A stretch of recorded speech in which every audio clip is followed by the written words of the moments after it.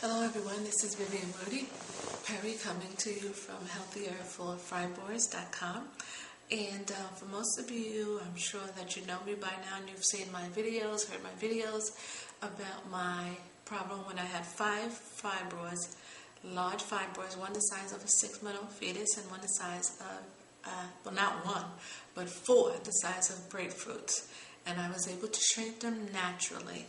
So without the doctor's operation, without the doctor's medication, I did it naturally.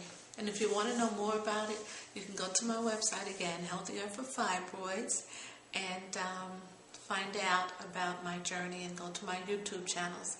And also, I just want to talk about now is that how do we get the fibroids? Where do they come from?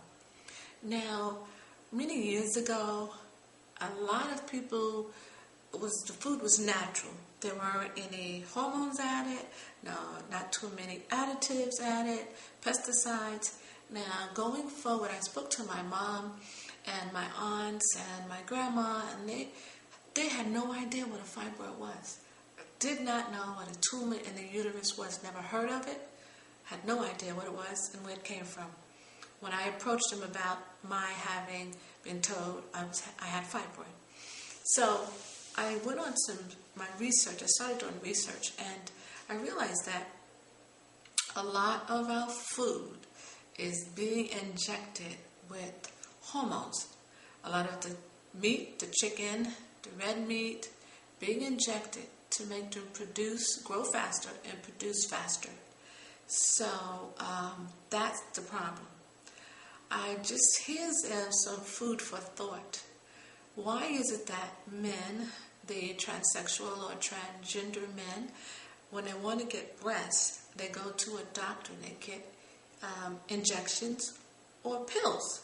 And the next thing you know, lo and behold, they got these huge, pretty breasts. Whereas we females, if we want to get bigger breasts, we have to opt for going to a doctor, getting implants that are hard, sometimes dangerous, and we cannot be injected with the natural estrogen. And that's exactly what they give the men. They injecting extra estrogen into their bodies. And the females, because we are born with a certain amount of estrogen in our body for our reproduction organs, we cannot take too much estrogen in our body. It wreaks havoc on our body. Yes, it does. And that's where the problem comes from.